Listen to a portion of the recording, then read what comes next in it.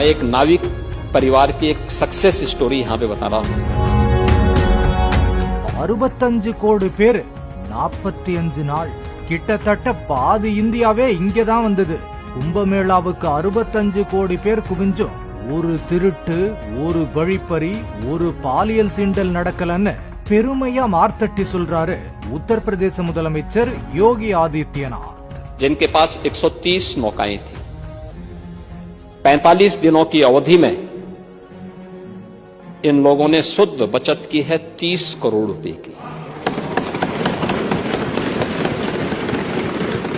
यानी एक नाव ने 45 दिनों में 23 लाख रुपए की बचत की है, कमाई की है। प्रतिदिन के अगर आप उनकी बचत देखेंगे तो यह लगभग 50 से लेके 52,000 पर डे की उनकी इनकम थी एक नाव की। படகோட்டிகள் சுரண்டப்பட்டதாக எதிர்க்கட்சிகள் சட்டசபையில் வாயை கிளறிய போதுதான் இந்த தகவலை சொல்லி இருக்கிறார் அவர். இந்த கும்பமேளாவுக்காக 7,500 கோடி ரூபாய் முதலீடு செஞ்சிருக்காங்க அம்மாநில அரசாங்கம். ஆனா திரும்ப எடுத்தது எத்தனை கோடி தெரியுமா?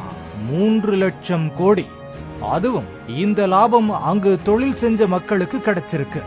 ஹோட்டல் துறை 40,000 கோடி, உணவுத்துறை 33,000 கோடி, போக்குவரத்து துறை 1,50,000 கோடி, பிரசாதம் துறை 20,000 கோடி, சுங்க வசூல் துறை 300 கோடி, நன்கொடைத்துறை 660 கோடி, இதர துறைகள் 66,000 கோடி வசூலாயிருக்காங்க.